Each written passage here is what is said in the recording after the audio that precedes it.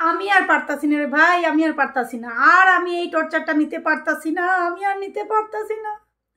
Facebook YouTube খুললেই শুধু আলিফ লেলা আর Prince Mamun, আলিফ লেলা আর Prince Mamun, আলিফ লেলা আর Prince Mamun.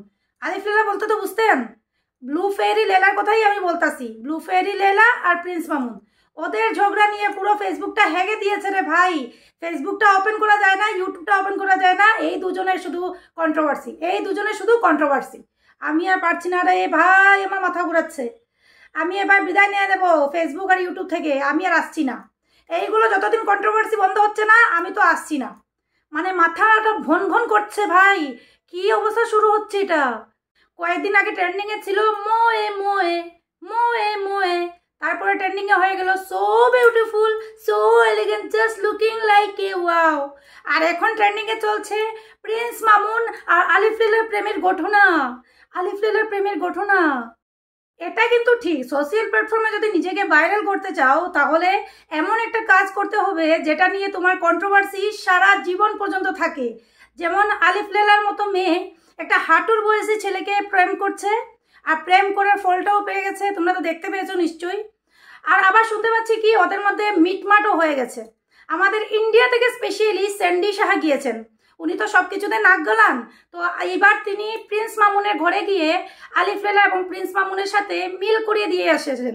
Prince Mamun নাকি আলিফ লেলার চোখে মোবাইল মেরে চোখটা ফাটিয়ে দিয়েছিল। ওই সময় ওনার কর্ম ছিল উনি আইনের আশ্রয় নেবেন, কিন্তু না, উনি কি করেছেন, মোবাইলটা নিয়ে হ্যালো গাইস আমার মোবাইলটা আমার পেজটা প্রিন্স মামুন ডিলিট করে দিয়েছে, তোমরা প্লিজ স্ক্রিন রেকর্ডিং করো, স্ক্রিন রেকর্ডিং করো। মানে কতটা সিম্পথি চাচ্ছে অডিয়েন্সের কাছ থেকে, আর অডিয়েন্সরাও কত সিম্পথি দিচ্ছে, মানে ভাবার কথা নয় ভাই। এত এত দরদ কিসের, ওই আলিফ লালার জন্য এত দরদ কিসের? একটা হাঁটুর বয়সী ছেলের সাথে প্রেম করতে পারে তাহলে তো মার খাওয়াও যোগ্য। এবার তোমরা বলবে যে তুমি একজন মহিলা হয়ে মহিলার সাপোর্ট কেন করছো না, ডোমেস্টিক ভায়োলেন্সের কেন সাপোর্ট করছো না? আমি এটা করি, ডোমেস্টিক ভায়োলেন্সের সাপোর্ট করি, কিন্তু ওর নিজের ভুলের কারণে কেলানিটা খেয়েছে। ও যদি এই হাঁটুর বয়সী ছেলের সাথে প্রেমটা করতো না তাহলে তো মারই খেতে হতো না। কেন এই হাঁটুর বয়সী ছেলেকে প্রেম করে সব কিছু দিয়ে দিয়েছো উজাড় করে, এখন তোমাকে কেন মার খেতে হচ্ছে? এটা মার খাওয়া না ভাই, এটা একদম স্ক্রিপ্টেড ভাই, এটা একদম রিয়েল ভাবে না। প্রিন্স মামুন এবং আলিফ লেলা দুজনেই বসে এই স্ক্রিপ্টটা লিখেছিলেন যে এইরকম আমাদের তো প্রেম চলছে, সবাই তো জানে যে আমি হাঁটুর বয়সী ছেলের সাথে প্রেম করছি, এখন যদি আমি ফেসবুকে এসে ছড়িয়ে দিই যে তুমি আমাকে মেরেছো তাহলে তো অনেক বড় কন্ট্রোভার্সি শুরু হবে, তার মানে আমাদেরকে অনেকটাই জানতে পারবে, আমরা পুরো ট্রেন্ডিংয়ে চলবো।